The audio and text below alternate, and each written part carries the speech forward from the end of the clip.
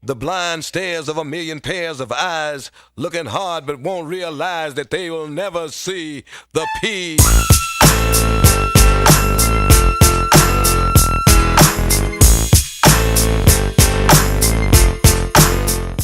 10 slave codes that were designed to oppress and humiliate black people. Enslaved blacks and Africans did not readily accept slavery. There were many uprisings where white settlers were slain or injured in the South and North. Plantation owners were fearful for their lives from a violent rebellion, so much so that they came together to create what they call slave codes, a succession of laws, some different by colony, that restricted enslaved people's behavior to control their actions and reduce the chances of an uprising. Rejecting slavery, a crime punishable by death. Since the slave codes were inspired by the fear of blacks, it's not surprising that the most cruel and inhumane punishments were reserved for those who most rejected slavery. Attempting to raise an insurrection meant certain torture and death. But capital punishment was used for even lesser acts of resistance, such as destroying any stacks of rice, corn, or other grain, or setting fire to any tar barrels of pitch, turpentine, or rosin. Free slaves who harbored escapees would be beaten by the slave's owner and fined.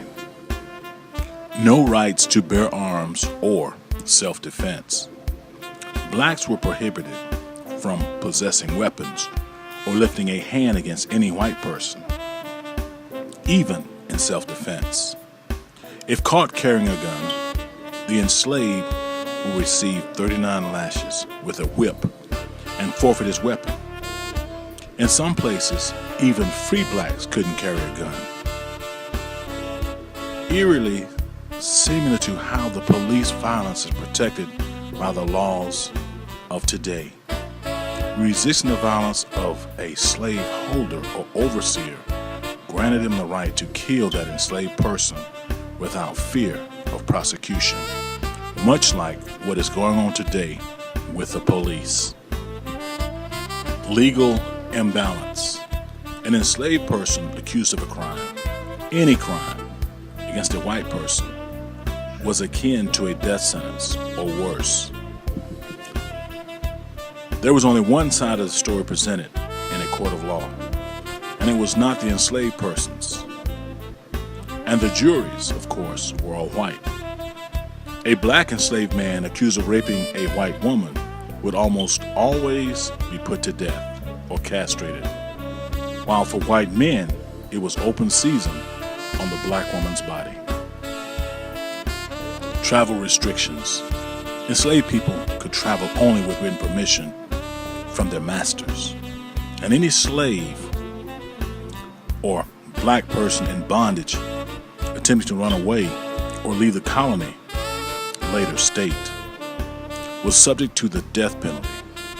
In the South, those who evaded capture for 20 days or more would be publicly whipped for the first offense, branded with the letter R on the right cheek for the second offense, lose an ear for the third offense, and castrated for the fourth offense.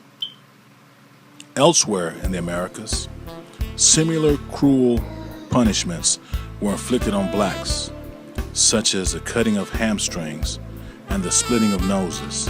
In many places, enslaved blacks who ran away and refused to surrender would be killed without penalty. Slave codes target skin, color, and gender.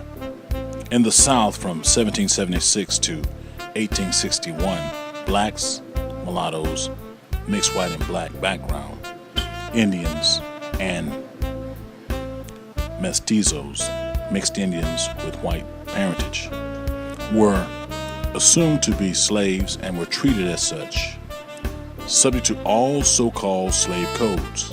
However, the U.S. institution progressed. The focus became the enslavement of blacks in particular, so laws were written to determine the status of human beings by skin color and the status of their mother. In Virginia, for example, only a free woman could have free offspring. But if a free white woman tied the knot with an enslaved black man, she had to become the property of her husband's master. Blacks could be owned, but couldn't own a thing. Enslaved blacks were not allowed to own property, as they were considered property.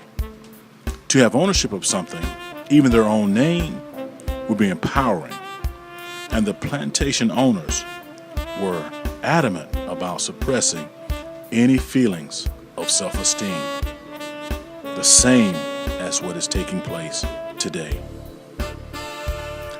No congregating of black people. The slave codes prohibited the enslaved from assembling without a white person present for fear they might organize or express support to each other. Blacks were prohibited from reading and writing. In a peculiarly debilitating move, whites made it illegal for the enslaved to read or write. Anyone operating a school or teaching reading and writing to any African American in Missouri could be punished by a fine of not less than $500 or up to 6 months in jail. Especially in the South, so-called Christian values made the Bible the only exception to the no slaves reading laws.